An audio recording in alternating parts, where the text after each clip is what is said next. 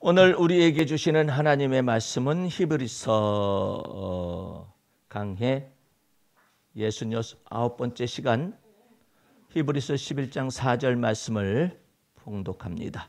믿음으로 아벨은 가인보다 더 나은 제사를 하나님께 드림으로 의로운 자라 하시는 증거를 얻었으니 하나님이 그 예물에 대하여 증거하심이라. 저가 죽었으나 그 믿음으로써 오히려 말하느니라. 아멘. 할렐루야. 오늘 말씀의 제목은 히브리서 11장 4절 말씀 속에서 아벨의 믿음의 제사라라는 말씀의 제목을 가지고 은혜를 나누도록 하겠습니다. 오늘 본문 말씀을 다시 읽게 되면 여러분들이 좀 어려워하고 또 이해하기가 어려운 것, 오직 믿음으로만 받아들일 수 있는 언어들이 몇 가지가 있습니다. 한번 4절 한 구절이니까 자세히 보면서 따라오시기 바랍니다. 믿음으로 아벨은 가인보다 더 나은 제사를 하나님께 드렸다. 글쎄요. 아담과 하와가 에덴 동산에서 쫓겨나가지고 밭을 경작하면서 이제는 자식을 낳게 됐는데 첫 번째가 가인이었는데 아담과 하와가 그때까지 믿음이 있었어요. 그래가지고 내가 여호와께로 말미암아 등남했다 이렇게 말을 했습니다. 그러니까 뭐 내가 동침했더니 자식이 생겨져 가지고 자식 낳았다 뭐 그런 사람보다 훨씬 낫죠. 예. 왜냐하면 내가 여호와께로 말미암아 자식을 얻었다 이렇게 말을 했으니까요. 그런데 이 두 사람의 믿음하고는 달리 그 자식들 대해 믿음이 있느냐 없느냐 그 여부가 이제 미지수죠. 예. 그런데 이제 그 가인은 낳고 그 다음에 이제 아벨을 또 낳게 됐죠. 그래서 이제 쌍둥이도 아니고 위아래 형과 아우가 탄생하게 된 것입니다. 어떤 성경학자들은 딸이 먼저 태어나고 두 번째 딸도 딸이었으면 괜찮았을지도 모른다고 말하는 사람이 있는데 그거 장담할 수 없어요. 예. 뭐 아브라함의 조카 롯이 소돔과 고모라 성에서 나올 때 두 딸이 있었잖아요. 그런데 두 딸이 거의 다 믿음이 없었어요. 그래가지고 소돔과 고모라 성에 속한 남자들하고 결혼해가지고 살고 있으면서도 심지어는 그 아브라함의 조카 롯조차도 믿음이 없었어요. 믿음이 거의 바닥을 보이죠. 예. 그런 것 가운데서 천사가 방문하니까는 그 소돔과 고모라 성에 있는 사람들이 내가 저 낯선 사람을 손보겠다 이렇게 말을 하는 거예요. 그 손보겠다라는 말을 원어를 보면 내가 그 사람을 경험으로 알아보겠다. 무슨 말이냐면은 동성연애를 통하여서 그 사람하고 성관계를 가져보겠다 이 뜻이었었어요. 그런데 그것에 대하여서 아브라함의 조카 롯이 뭐라고 답변을 했느냐면은 상상도 못할 답변을 하는 것입니다. 저 사람은 절대 해하지 말아라. 천사를 두고 하는 얘기죠. 천사가 사람으로 있겠네. 절대 해하지 말아라. 상하지 말아라. 교접하지 말아라. 이런 뜻이었었어요. 그 대신에 내 딸을 내주마. 그러니까 그 사람들이 딸을 내준다고 하니까 거부하는 거예요. 우리는 남자들끼리 하고 싶다. 이런 뜻이에요. 쉽게 표현하자면. 그때 당시에 그랬는데 아브라함의 조카 롯이 자기 두 딸을 내주겠다고 말할 정도로 가치관이나 윤리관이나 이런 것들 자체가 바닥인 아노미 시대에 있는 것이죠. 그런 것 가운데서 천사들이 먼저 아브라함을 만나잖아요. 그러니까 아브라함을 만났을 때 아브라함이 극진히 대접을 하지 않습니까? 천사들에게 대접을 하니까는 내가 이제 천사들 가운데서 한 분이 이와 같이 말합니다. 내가 아브라함에게 내가 하려 하는 일을 숨기겠느냐 이렇게 딱 넌지시 비밀을 줍니다. 나는 그 기절을 보면서 깜짝깜짝 놀래요. 하나님이 하시려는 일을 아브라함에게 알려주시는 거예요. 내가 하려는 일을.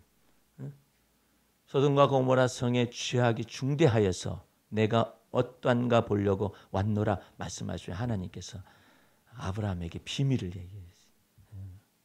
굉장한 놀라운 특권이죠.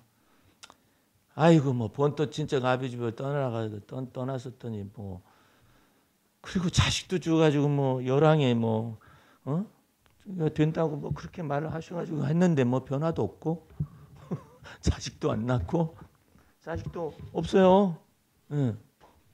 뭐 아브라함이 하는 일이라는 것은 십수년이 지나가도록 자식이 없어요. 자식이 없으면서 하는 일이라는 것은 뭐 가나안 땅에 옮겨가지고 그냥 뭐 저기 돌단 쌓고 재물을 잡아서 하나님의 이름을 불렀더라. 그게 전부예요. 뭐 하는 일이 뭐 있어야지. 자식도 안 생기고 하나님의 약속도 더딘 것 같이 느껴지고. 그래가지고 아브라함이 여호와 이름을 부르는 일밖에 없어요. 그 뭐 나타나지는 것이 있어야지. 나타나지는 것이 없고 자식도 없기 때문에 아브라함에게 의심이 찾아온 거 아니에요?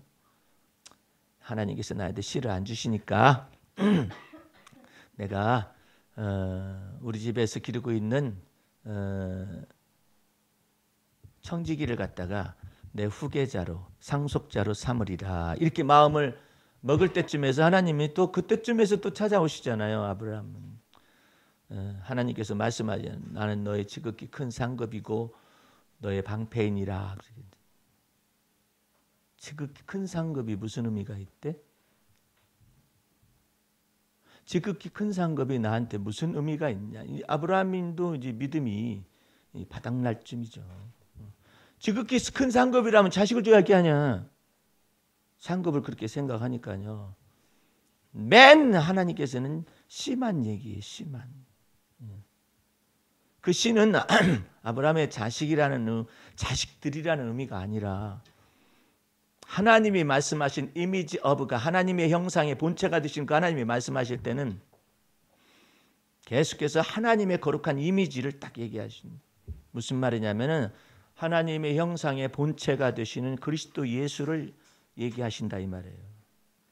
그래서 갈라디아서에서는 하나님께서 여럿을 싫어하지 아니하시고 오직 하나님의 아들 예수 그리스도께서 오셔서 세상의 모든 죄를 담당하실 그 그리스도 예수께서 하나님의 형상의 본체로서 오시는 그분이 바로 아브라함의 씨라는 의미였다 이 말이에요.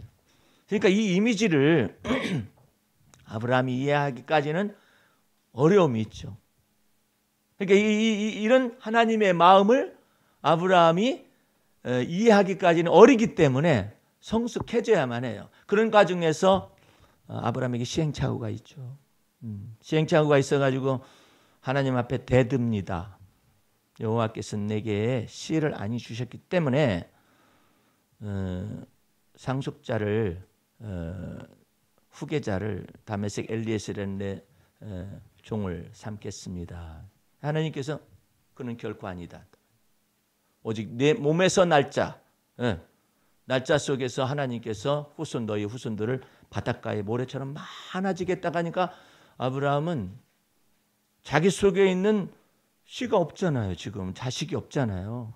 없는데 오직 내가 하나님 만군의 여호와 하나님 여호와께서 내 씨를 내 후손을 많아지게 하되 바닷가의 모래처럼 많아지게 할 것이라는 하나님 내가 한다. 그러니까 아브라함이 그 하나님을 믿었어요.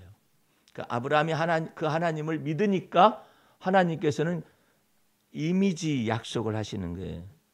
이것을 아브라함에게 의로 정하셨다. 이렇게 정하셨다는 것이지 나타난 건 아니에요. 네. 그래서 그러면 아브라함은 죽을 때 어떻게 죽느냐? 하나님이 아브라함이 하나님을 믿음에 이것을 저의 의로 여기셨다는 그 믿음의 의를 믿음의 의이고 우리 그 믿음의 주가 되시는 그리스도 예수를 바라보면서 죽은 거예요. 그러니까 여러분과 내가 그 요즘과 같이 전염병이 횡행을 하고 국가 정책이나 여러 가지 것들이 어렵고 그럴 때 여러분들이 믿음의 본질이 무엇인가를 잘 알아요. 여러분들 보고 마스크 쓰지 말라는 말도 아니고 또 예방을 위해서 여러 가지 수칙들을 지키지 말라는 것도 아니에요. 다 할 수 있어요. 그런데 여러분과 나의 믿음의 본질은 뭐냐면 보이는 것으로 말미암아 여러분들이 완전하게 여러분을 보호할 수가 없어요. 여러분과 나의 믿음의 주요, 여러분과 나를 온전하게 하시는 그 예수 그리스도를 바라봄으로써 하나님이 여러분에게 피난처를 제공하실 것입니다. 그러니까 그 아브라함이 믿음이 또 바닥날 쯤 돼가지고 이제는 뭐 자식을 두잖아요. 그래가지고 이스마엘을 낳게 되잖아요. 사라도 믿음이 바닥이 돼가지고 어쨌든 그렇게 해서 자식이 생기잖아요. 그러니까 이상한 거, 이게 헷갈리는 거예요, 아브라함이. 아니 어떻게 된 게 하나님의 언약하신 신은 안 나타나고 어떻게 된 게 자기가 둘이서 나이가 들었지만 관계를 가졌었는데 이스마엘이 되잖아요. 그러니까는 너도 고장 아니고 나도 고장 아니로구나. 그럼 뭐가 문제냐? 하나님이 문제 아니야. 그러니까 하나님 앞에서 아브라함이 믿음이 사라지기 시작하니까 하나님이 이스마엘을 그래 너네들 둘이 합작해가지고 만든 자식 하나님의 약속으로 말미암지 않은 그 자식인데 내가 창세기 1장에 의거해서 타락하기 직전에 하나님이 명령하신 하나님의 창조 명령이 있었어요. 땅을 정복하고 다스리고 번성하고 이거 네 아들 그 이스마엘에게 다 주겠다. 다 주겠다. 그러면 사람들은 생각하기를 하나님이 이처럼 우리를 혈통을 번성하게 하셨기 때문에 복 받았다. 그다음에 또 땅에 막 많이 정복하게 나가기 시작하니까 복 받았다. 생각해 보세요. 아니 왜 저기 그 사우디아라비아에서 터진 유전 하나 여기다가 하나 갖다 터뜨리시지. 한국에다가 왜 거기만 그러냐. 그들은 번성하잖아요. 그리고 뭐 이란 같은 종족이 다르지만 아랍 민족은 아니지만 거기야 뭐 코로나가 유행해가지고 수많은 사람이 죽고 감염 체계에 관련된 거 대비하지도 못하고 또 중국과 가까워요 그 나라가. 그렇게 해가지고 뭐 죽은 사람들도 많고 그러니까 그 나라 빼고 다른 나라는 그냥 별로 하지도 않는데 그 유전이라도 하나 여기다 하나 팍 터뜨려 이와 같이 어려운 때 말이에요.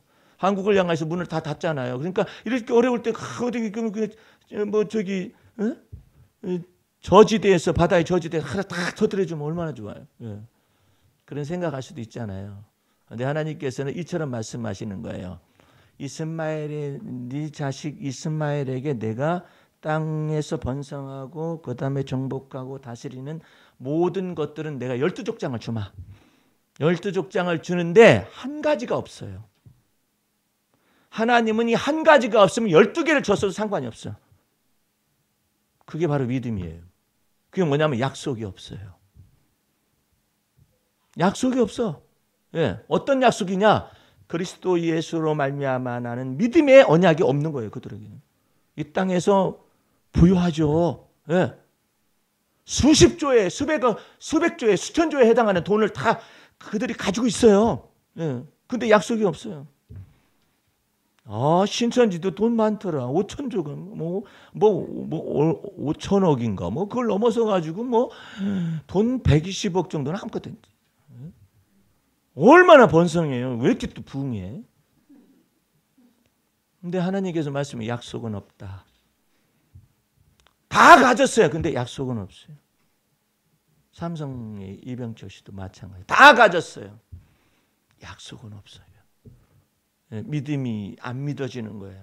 어떻게 하면 내가 영생 얻을 수 있는지 목사님들에게 서울시내 수도권의 목사님들에게 큰 유명하다는 목사님들 다 답을 보내봐라. 비서진에게 연구해서 해가지고 돌아온 답이 뭐냐면 거의 비슷한 거예요. 하나님이 세상을 이처럼 사랑하사 독생자를 주셨으니 이는 저를 믿는 자마다 멸망하지 않고 영생 얻으리라. 주 예수를 믿으라. 그리하면 너만 이런 것들이 믿음의 말씀이 다 전달됐어요. 그런데 결론은 뭐냐면 말씀은 좋은데 믿어지지가 않는다. 모든 것은 다 가졌어요. 근데 하나가 없어요. 믿음으로 말미암은 주님의 약속이 없어요. 그것이 다른 거예요. 그럼 어떤 사람은 그래요. 그래도 저는요 약속이 없어도 모든 거 다 있는 것 가지고 살다가 죽어버리고 싶다고. 그렇겠죠. 그래서 믿음은 모든 자의 것이 아닙니다. 그런데 그 가운데서 아브라함이 무려 14년간 이스마엘이 14살이 될 때까지 하나님께서 응답을 하시지 않습니다. 이스마엘 가지고 데리고 살아라.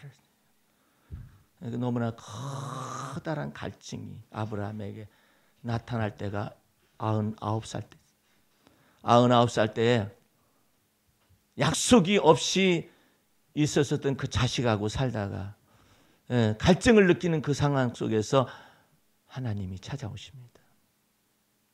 내가 내년 이때 내가 너와 더불어 언약을 실행하리니 나는 전능하신 하나님이시라. 너는 내 앞에서 행하여 완전하라 말씀.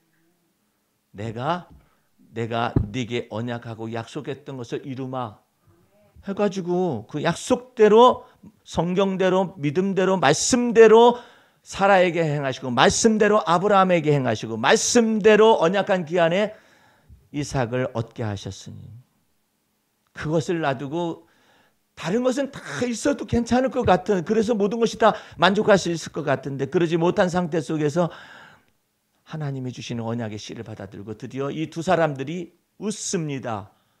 그래서 여호와께서 나를 웃게 하시는구나 해서 아이의 이름을 이삭이라 짓죠. 예. 하나님께서 우리를 웃게 하시는 것. 예. 그래서 이 사람들이 드디어 믿음의 비밀을 열게 되죠. 그러기 직전에 그와 같은 믿음의 부분이 확 열리기 직전에 아브라함에게 하나님이 소돔과 고모라 성 때문에 찾아왔었을 때 내가 아브라함에게 나의 하려는 일을 숨기겠느냐 하시면서 소돔과 고모라 성을 멸망시킬 그 비밀을 얘기하십니다. 하나님은 참 희한하신 분이셔. 그리고 은밀하십니다. 그리고 말하는 이유가 뭐예요? 너 네 조카 롯을 위하여서 중보기도 하거라. 그럼 내가 네 기도를 받고 내가 저를 구원하리라. 이 뜻 아니에요. 예? 그리고 뭐 50인이 있으면 의인이 50인이 있으면 어떻게 하겠습니까? 50인이 있어도 내가 그들로 인하여 저들을 성을 멸하지 아니하라. 근데 주여 45인이 있으면 이제 하나님을 잘 모르니까 이제 알아가는 거예요. 50인서부터 시작해가지고 딜을 하기 시작을 하는 거예요. 하나님 45인이 있으면 어떻게 하시겠어요? 내가 그 45인으로 인하여서 멸망시키지 않냐. 아 그래요. 그러면 40인이 주여 내 주여 말씀하게 하옵소서 말하라. 40인이 있으면 어떻게 하겠습니까? 40인으로 인하여서 그 성을 멸하지 아니하리라. 예, 지금 뭐 때문에 그러는 거예요? 아브라함의 조카 롯 때문에 그러는 거잖아요. 30인이 있으면 어떻게 하시겠냐. 내가 그거 멸하지 않냐. 그러면 내 주여 말씀하게 하옵소서 말해라. 20인이 있으면 어떻게 하겠냐. 내가 그 성을 멸하지 않냐. 10명이 있으면 어떻게 하겠나이까. 그 성을 10명으로 멸하지 아니하리라. 그런데 의인 10명이 없어서 멸하게 되잖아요. 멸하게 되는데 그럼 뭐 여태까지 기도한 것이 무슨 소용이 있어요. 10명도 없는데 멸망시키는데. 근데 그 멸망한 멸망성에서 불 가운데서 주님께서는 이 아브라함의 중보기들을 들으시고 이 아브라함의 조카 롯을 내보내는 과정이에요. 예. 아브라함의 조카 롯이 무슨 의의가 있어요? 없어요. 아무것도 없어요. 예. 그런데 하나님께서 아브라함의 믿음의 조상 아브라함에게 찾아오셔서 그와 같이 말씀하시고 언약하신 그것을 실행하기 위해서 나타나는데 롯이 믿음 자체가 없어요. 그것 자체를 가지고는 구원 얻을 만한 믿음이 없어요. 뒤로 돌아보지 말라 하니까 돌아봐 가지고 자기의 롯의 처도 마침내 이제는 소금기둥이 되잖아요. 이제 두 딸하고 롯만 남았잖아요. 롯만 남았는데 그 속에서도 믿음이 없어. 그게 소금기둥이 뒤를 돌아봐서 소금기둥이 딱 뜨면 야 정신 바짝 차리고 예수 믿어야겠다 이렇게 생각할 수 있잖아요. 잠시 잠깐만요. 예. 뭐라고 말하냐면 믿음 없는 소리를 계속 늘어놔요. 이제 이 소금기둥 든 거 봤으면 정신 바짝 차리잖아요. 이제 사위들은 안 나왔어요. 아이고 이 하늘이 이렇게 맑은데 무슨 소돔과 고모라 성이 불비가 떨어지고 멸망을 하느냐. 뭐 이런 내용들을 아주 우습게 여기. 그런 거 가지고 그 처가 소금기둥이 됐으면은 막 놀라울 거 아니에요. 놀라운 것은요 하루 지나면 없어요. 보여지는 것을 사람이요 믿어지는 게 아니에요. 그런데 하나님께서 아브라함의 중보기도를 통하여 계속해서 은혜를 더하신 이 세 사람에게 롯과 그 두 딸에게 은혜를 더하시는 거예요. 은혜를 더하시는데 아니 불비 내리고 그 다음에 했던 그 하늘에서 유황불이 내려가지고 다 멸망시킨 거 이미 봤고 그것을 뒤돌아보다가 소금 기둥 된 그러면 믿음이 생겨질 것 같잖아요. 안 그래요. 믿음이 없어가지고 너 저 성으로 피하라. 다 멸망시킬 것이다. 이러니까는 아이고 저기까지 거기에는 저희가 가다가 죽을까 싶습니다. 그러니까 그래요? 그러면은 저기 조그마한 성으로 가게 해달라고 하는데 거기 가라. 거기 가 있을 동안에 내가 이 일을 행할 수가 없다라고 하나님의 천사가 말을 하잖아요. 그 하나님의 천사가 그렇게 얘기했을 때 한마디가 거기에 딱 있어요. 성경 속에 여호와 하나님께서 아브라함의 중보기도를 기억하셔서 저들에게 은혜를 더하셨더라 이런 내용이 나요. 참 놀라운 얘기예요. 그러고 난 다음에 그 사람들이 또 정신 차려서 믿음이 있느냐? 아이고 아버지하고 두 딸이 낳고 난 다음에 자식이 다 혈족이 다 멸망했잖아요. 없잖아요. 그러니까 두 딸이 소돔과 고모라 성에서 배운 것이 뭐 이것저것 아무것도 없어. 아무것도 없으니까 생각을 하는 거예요. 두 딸이 말을 하기를 아이고 우리 언니가 먼저 들어가서 아버지한테 들어가서 자식을 얻고 그 다음에 내가 들어가서 자식을 얻고 그래가지고 우리 후손을 전파하자. 그래가지고 아버지한테 그냥 포도주 쫙 먹이고 난 다음에 언니가 들어갔다 나고 이제 또 딸이 들어갔다 나고 그래가지고 자식이 생겼어요. 그 자식이 모압과 암몬 족속이에요. 사생자죠. 그러니까 그 사생자들은 여호와의 총에 들어오지 못한다고 못을 박았는데 그 가운데서 믿음의 족보 속에 들어온 여자가 모압 여인 룻이라고. 참, 뭐 어디가 믿음이 있는 거야? 뭐가 믿음이 본질이 뭐예요? 믿음이 비밀이 뭐예요? 근데 그 속에서 알 수가 있는 것은 하나님이 약속을 믿음의 조상을 통해 약속을 나타내시는데 오늘 본문 말씀 속에서도요. 아니 가인은 농사를 지었거든요. 그리고 아벨은 목축업자였었어요. 그런데 제사를 드리다 보니까 어떻게 드린지 하면은 가인은 자기가 농사 지은 것 가운데서 곡식을 갖다 하나님께 제물로 드렸고 그 다음에 아벨은 양의 첫 것을 갖다 잡아가지고 피를 이렇게 해서 제사를 드렸어요. 그런데 하나님께서 아벨의 제사는 받으시고 그 가인의 제사는 딱 거부하셨어요. 너는 이것은 하나님의 마음에 맞지 않은 것이다. 그런데 그 거부하게 되니까 가인이 어찌하여 내 제사는 안 받는 것입니까? 대들었어요. 그러니까 어라? 하나님께서 말씀하시기를 네가 왜 불그락불그락하고 안색이 좋지 않냐? 네가 하나님의 뜻대로 했으면은 죄가 없었을 텐데 네가 그렇게 행하지 않으니까 죄가 네 마음의 문 앞에 딱 엎드렸다가 어떤 돌발 상황이 벌어질지도 모른다라고 하나님께서 말씀하신 거예요. 그러니까 너는 마음을 잘 지키고 다스리라. 그런데 이게 조절이 안 돼. 조절이. 예? 이게 충동 조절이 안 되는 거예요. 막 분노가 막 일그러지는 얼굴이 일그러졌더니 분노가 막 나타나고 그런 것이죠. 그러니까 마음속에서 그 죄가 엎드렸다가 결실을 딱 맺습니다. 내가 너 때문에 내가 하나님께 책망을 받아야 하느냐 해가지고 들판에 있을 때 동생을 돌로 쳐 죽여버리지. 이 땅에 피가 흘러졌잖아요.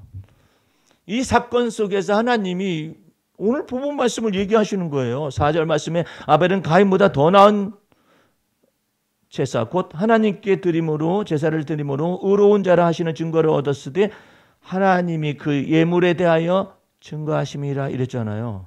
아니 생각해봐요. 아니 농사꾼이 농사 지은 것을 가지고 제물을 드리지 뭘 가지고 드려요?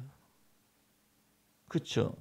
목축업자는 뭐 형한테 곡식 좀 빌려줘 제사 드리게 이렇게 하겠어요? 네? 목축업자는 첫 새끼를 잡아가지고 이렇게 드렸죠. 그런데 뭐가 잘못이라는 얘기일까? 여러분들 여기에 큰 차이가 있어요. 성경은 뭐라 하냐면 믿음으로 아벨은 하나님께 제사를 드렸다는 거예요. 가인은 믿음이 없이 드렸다라는 것이죠. 네.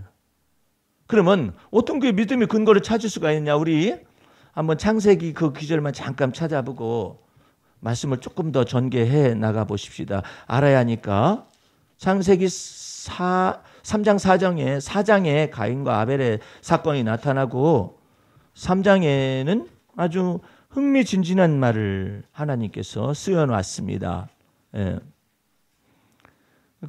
이 사람들이 타락하고 아담과 하와가 망령된 행실에서 타락해서 죄가 들어오고 죄로 말미암아 사망 권세가 올 것이며 마귀가 세상의 임금으로 올 것에 관련된 내용들을 속에서 하나님께서 두 가지를 세 가지 정도죠. 사건이 있어요. 첫 번째로는 여자의 씨를 보내겠다.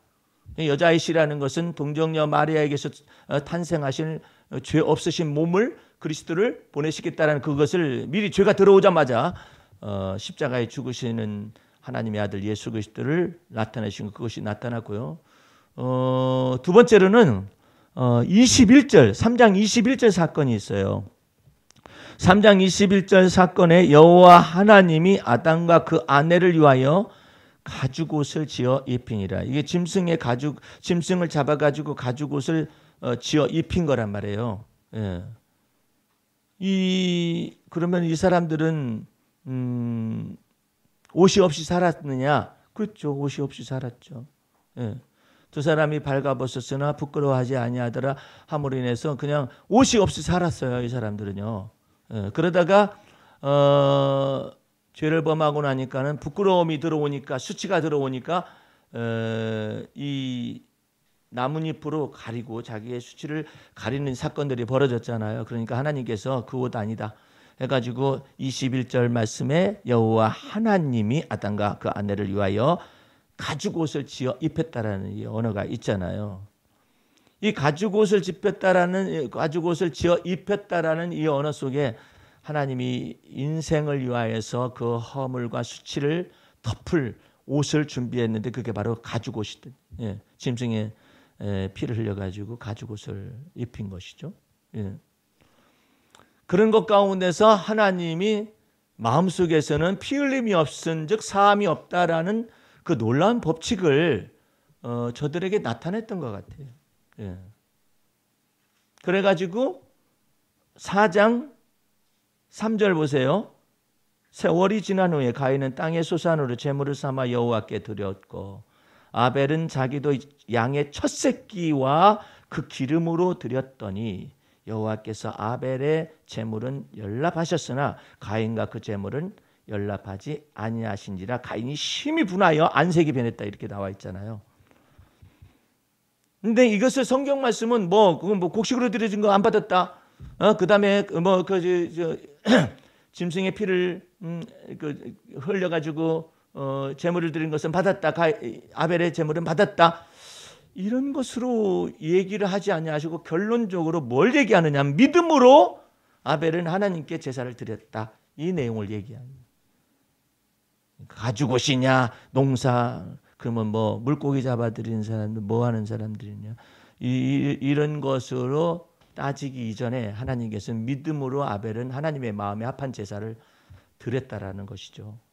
그 가운데서 찾아볼 수 있는 성경이 3장 21절에 있는 여호와 하나님이 아담과 그 아내를 위하여 가죽옷을 지어 입혔다 이런 내용이죠.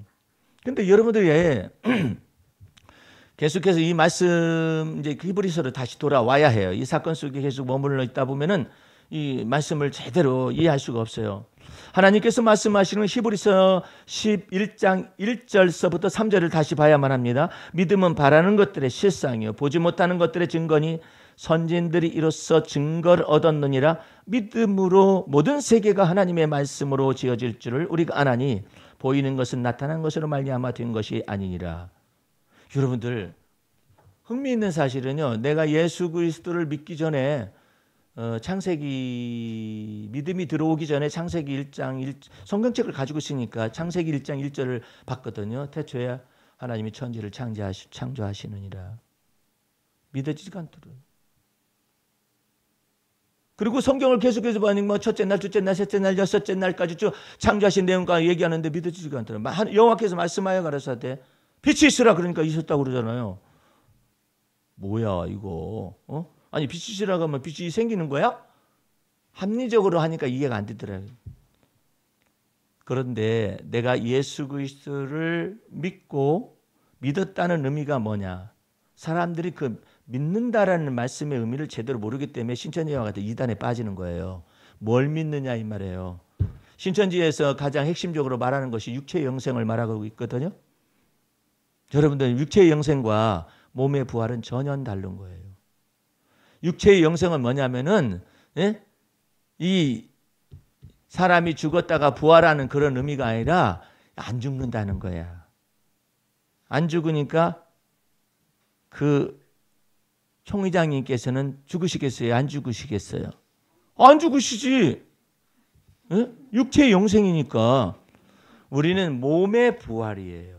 예수께서 죽은 자들의 뭐가 되셨냐면 부활의 첫 열매가 되신 거예요. 그래서 예수께서 죽은 자와 산 자의 주가 되신 것이잖아요. 육체의 영생을 얘기해 버리는 거야. 안 죽기 위해서는 어디 가야 하느냐? 14만 4천에 들어야 해.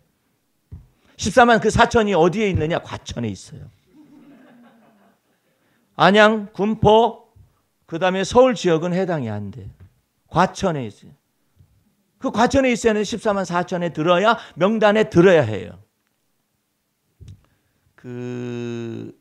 어떤 사람이 1992년 10월 28일인가 4일인가 뭐 휴거 그와 같은 거 막 그냥 그 휴거 바람이 불어가지고 목사님들이 믿음이 없다고 말이야. 휴거하는데 성경이 이렇게 쓰여 있지 않느냐고. 호련히 변화되어 예수께서 공중에 나타나실 때 호련히 변화되리니 여기 호련히 변화된다는 거예요. 이게 휴거라고. 근데 그 사람들은 무식한 거예요. 호련히 변화되는 건 아는데 뭘 모르냐면 공중에 제레마에 오시는 예수님이 그때 오셔야 변화되는 거 아니에요. 근데 그건 모르는 거라. 언제 오는지를 모르는 거라. 그때 온다는 거지. 1992년. 목사님한테 와가지고 목사님 믿음 없다고 기존 교회에 목사님 믿음이 없다고 말해. 곧 오실 건데. 그래서 그 목사님이 그랬다는 거예요. 저기 이리 좀 와보세요. 정말로 휴가가 1992년 10월 그때 하는 거예요. 그랬더니 아이고 한다고 말해요. 그래요. 그러면 혹시 집 갖고 계신가요? 아파트? 그랬더니 아파트 한 채 있다고. 그거 저한테 명의 돌려주시죠. 아니 휴가하고 난 다음에 집이 무슨 소용이 있어. 그 다음에 통장 갖고 계시죠? 그러니까 있죠. 그 통장 무슨 소용이 있어. 휴가하는데 그 통장 명의 나한테 다 돌려달라고. 그 다음에 또 뭐가 있느냐고 해가지고 다 돌려달라고 하니까 안 해. 그랬더니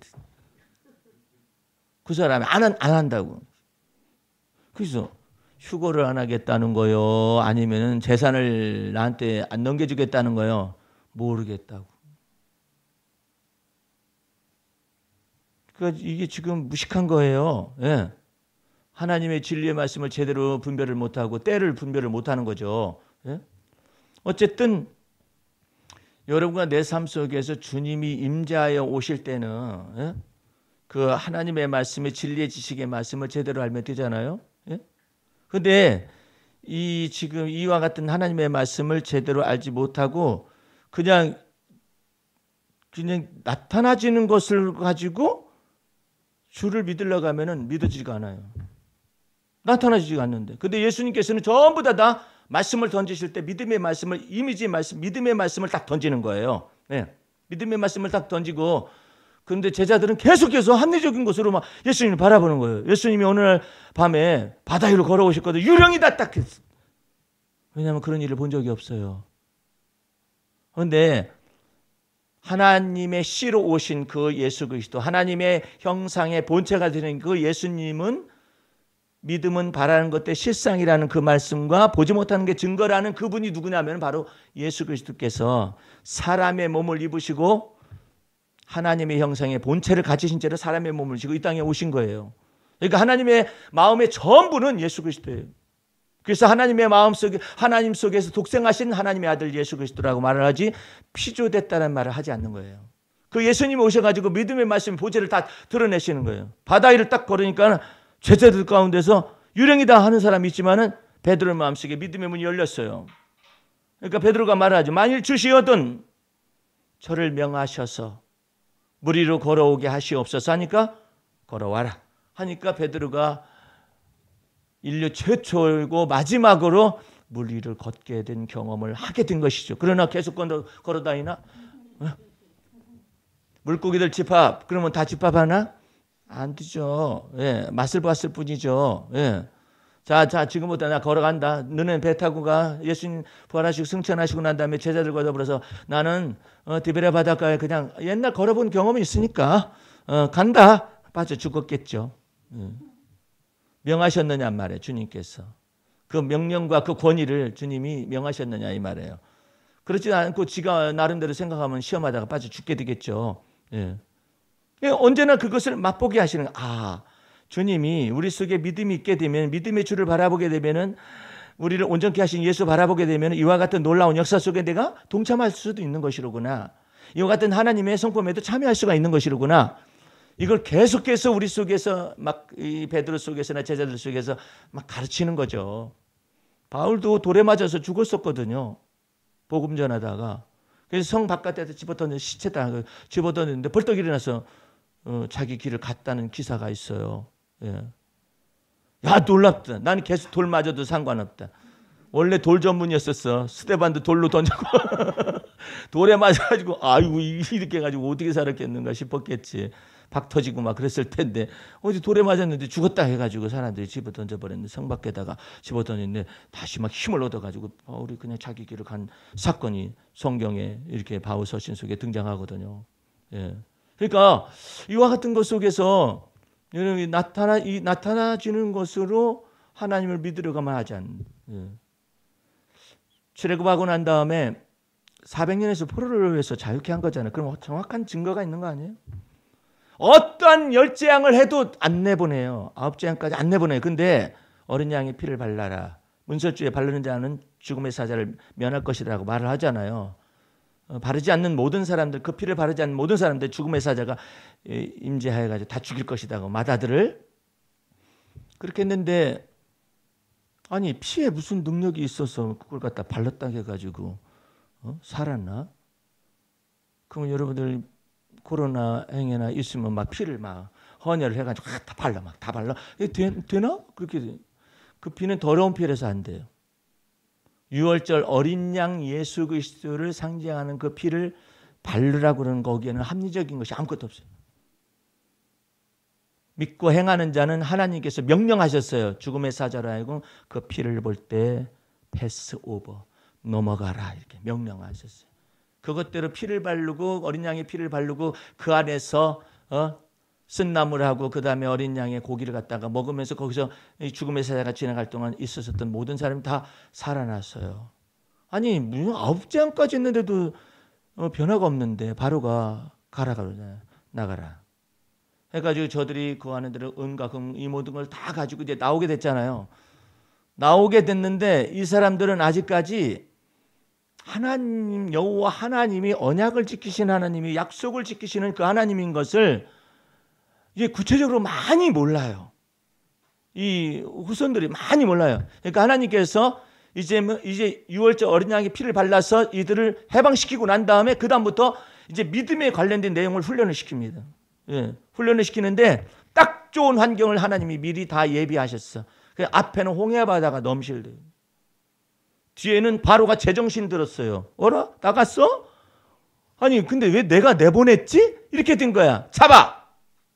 저 사람들이 노예 생활로서 이와 같은 노력봉사를 하지 않으면 이 모든 것을 어떻게 운행한단 말이냐. 이렇게 된 거 잡아! 해가지고 군대를 보낸 거죠. 그러니까 딱 좋아 거기에. 응?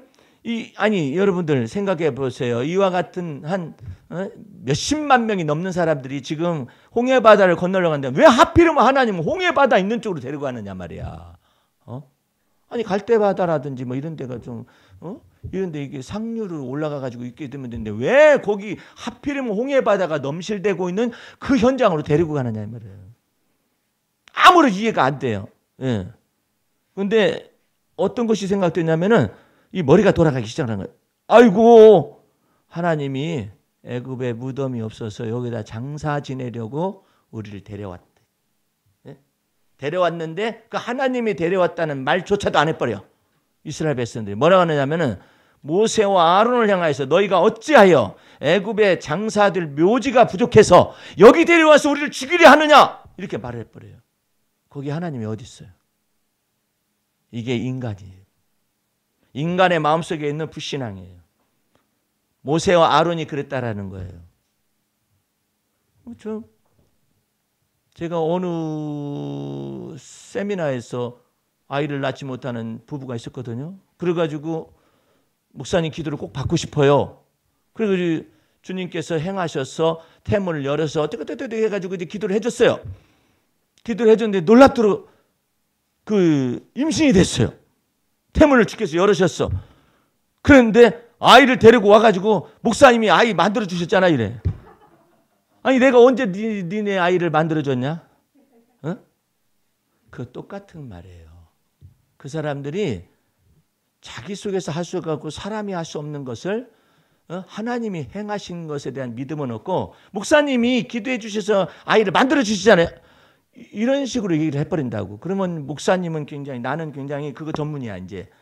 스스로 생각하기를 난 그 아이 임신 못해 오라. 우리 교인은 여기 하는데 전문이 있어. 이럴 거 아니에요. 그러니까 망령된 거죠. 망령된 것이죠. 근데 이스라엘 백성이 정확하게 그 얘기를 합니다. 모세와 아론을 하여 원망하면서 너희가 어찌하여 여기로 데려와 가지고 우리를 다 애굽의 묘지가 없이 다 죽이려고 데려왔느냐 이렇게 말을 합니다. 뒤에는 애굽의 군사들이 오고 그러니까 앞에는 갈 수도 없고 그래 잘 죽여라 하듯이 그냥 그러고 오고 있어요. 그게 인간이에요. 근데 우리 주님은 계속해서 말씀하셔요. 너의 믿음의 주요 너를 온전케 하시는 예수 바라보아야 한다 말을 해요. 지금 국가적으로도 경기도 도지사 하는 말에 긴급명령권을 발동을 해가지고 교회 예배를 드려서는 모든 교회가 예배 드리지 말자. 그렇게 생각하고 지금 국회에서도 결의를 했어요. 네, 교회에서 예배 드리는 것을 중단해 줄 것에 대한 그것을 갖다가 결의한 것이 아니라 중단해 줄 것을 권고하는 결의를 했어요. 그러니까 성도들이 막 헷갈리는 거야. 이거 지금 말이야. 이거 이것도 되고 이것도 되고 예배를 드려야 안 되는데. 그런데 왜 그러면 긴급명령권을 발동을 해서 예배 드리지 말라 말을 못 하느냐. 국회에서도 결의를 아예 하시지. 못 하는 거예요. 그것은 결국은 여러 가지 상황 속에서 권고니까 알아서들 하세요 이 뜻이에요. 근데 나는 그 믿음을 선택합니다. 예. 주님께서 지극히 높으신 분이 그 지존자의 은밀한 곳에 거한다라고 우리는 주 예수 보혈의 능력 안에서 믿어요. 그래서 그러니까 마귀가 시부렁거려요. 뭐라고 하냐면 여기서도 나올 수도 있는데 나와도 상관이 없어요. 나와도 그분은 여전히 해같이 빛나시고 하늘 위에 거하시는 하나님이시며 온천적인 만물을 주장하시는 분이시죠. 그래서 그것 때문에 내가 믿음이 없어지거나 그럴 이유가 없어요. 단지 몸 안에 현상이 확진자가 됐건 뭐가 됐든 그런 것이 나타날 수도 있다 가정한다면 이렇게 말을 하잖아. 그러면 가정한다면을 빼고 말을 해요. 사람들이. 아니 목사님 확진자 됐다며? 그게 인간들이에요. 짝쭉 잘라서 말을 해요. 근데 그거하고 상관없이 나는 나를 믿는 것도 아니고 정부를 믿는 것도 아니고 국회를 믿는 것도 아니고 나를 위하여 십자가에 피 흘려 죽으신 그리스도 예수를 믿는 믿음 안에서 있기 때문에 그렇게 됐으면 그렇게 돼가지고 내가 입원했다고 그거 무슨 상관이 있어요. 예. 그러니까 여러분들이 두려워하면은 오히려 형벌이 임해요. 사랑 안에 두려움이 없나니 온전한 사랑이 두려움을 내어 쫓으리라. 사람들이요 2차 세계대전 당시에 가서 죽은 사람보다 자식들을 보내놓고 그 속에서 가슴 졸여가지고 죽은 부모님들이 더 많다잖아. 어쩐데? 공포 그것이 이 속에 사람들을 다 휘벼 파는 것이죠. 예. 그래가지고 사람들이 우울해 보여요. 우울해 보여요. 우울해 보이는 이유와 같은 것 속에서 여러분들은 소위 말해서 여러분 안에 면역 체계를 높이기 위해서 기쁨으로 내 식물을 먹을 것이며 즐거운 마음으로 내 포도주를 마셔라. 하나님이 이 모든 일을 받으셨다 그러니까 어떤 사람은 그래 오늘부터 한번 취해보자 이러는 사람이 있는데 성경은 명확하게 표현하고 있어요. 마시라 가지 취하라고 표현을 하는. 그것이 신약 성경에 동일해요. 어디 취하라고 그러더냐 마시라고 그러지. 이 드렁크하고 드링크하고 나눠서 해석을 하고 있어요. 그러니까 하나님께서 기쁨과 즐거운 마음으로 너의 식물을 먹고 즐거운 마음으로 내 포도주를 마시라. 하나님이 너희 하는 이 모든 일을 받으셨다고 전도서 9장 7절에서 말하는 것처럼 기쁨과 즐거운 마음으로 여러분들이 모든 생활 속에서 주를 믿는 믿음 안에서 살아가시게 되면 우리 주님이 여러분의 피난처가 되시고 힘이 되어 주실 거예요. 근데 그거 뭐하러 그렇게 합니까? 중심 잡기 위해서 그래요. 불안으로 중심이 무너져요. 그러면 다운돼요.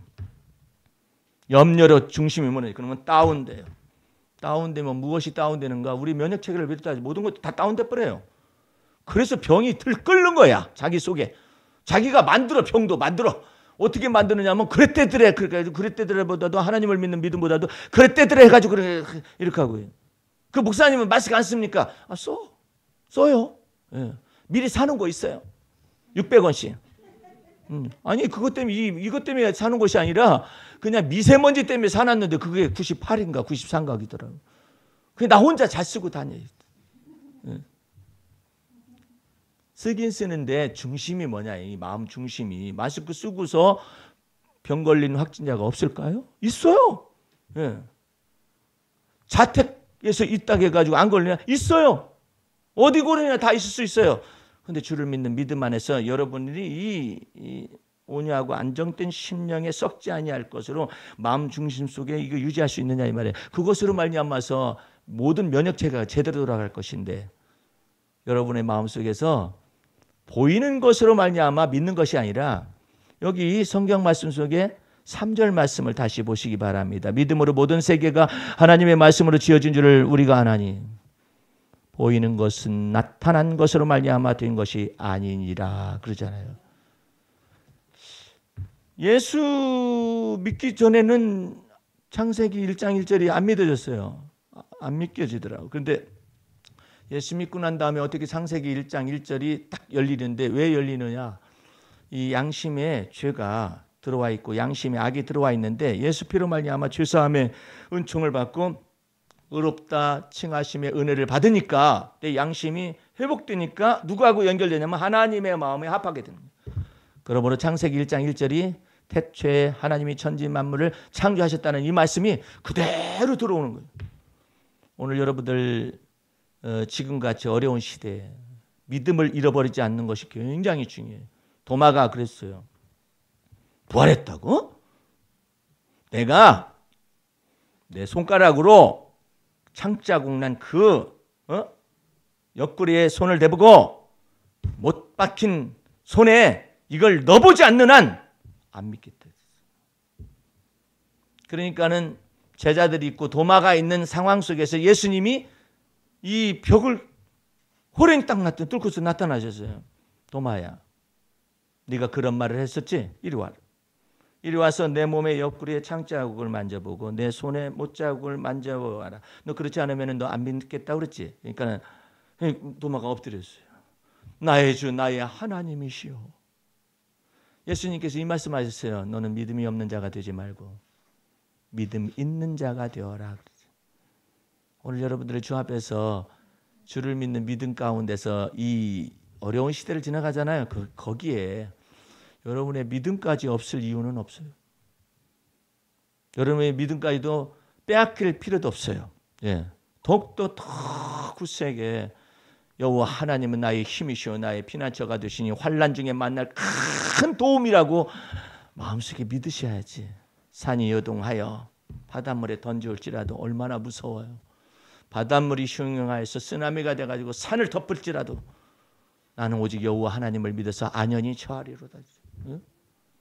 너희는 가만히 있어서 여호와의 행하시는 일을 바라보아라. 모세가 홍해 바다와 뒤에 바로의 군대가 있는 것 가운데서 이스라엘 백성들에게 믿음이 없는 이스라엘 백성들에게 말을 해요. 너희는 가만히 있어라. 소동하지 말고. 응? 너희 앞서서 행하시는 여호와 하나님을 바라보라. 응? 너희를 뒤쫓아온 이 바로의 군대를 오늘 보고 못 버리되 저들을 수장을 시켜버리는 것에 관해서 이 믿음으로 말을 하잖아요. 모세가 너희는 가만히 있어서 여호와께서 너희를 위하여 행하시는 구원을 보아라. 응? 하나님께서 너희를 위해서 앞서 행하시리니 여호와께서 너희를 위하여 싸우시리라. 그게 지금 아니 목사님 그게 코로나 바이러스인지 그거하고 무슨 상관이 있어요? 이렇게 말하는 사람들이 있어요. 이게 무식한 사람들이에요. 그것이 온유하고 안정된 심령을 탁 내 마음속에 준다니까. 뭐 대신에? 불안과 공포와 두려움 대신에, 불안과 공포와 두려움이 있잖아요. 불길한 생각이 있잖아요. 어디 간들 전철도 못 타. 걸어 다녀요? 어디를 걸어 다녀? 갑자기 나타날 텐데. 마트를 못 가죠. 그리고 사람에 대한 막 불신앙이 넘쳐나죠. 예? 집안에 개는 믿을 수 있을까? 예? 아니 개 코로나 바이러스가 들어오면 어떡한다고? 예? 이거 어떻게 된 것이냐? 뭐 의심이란 의심이 꼬리를 물어요.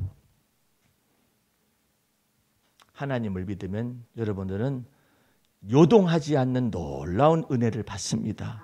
거기서부터 출발을 하세요. 약을 써도 요동하지 않고 이 안정된 심령이 있어야 약이 들어가지 효력이 나타나지. 주사 100번 찔러봤자 무슨 찔러봤자 안 될 거요. 속에서 그럴 거 아니야.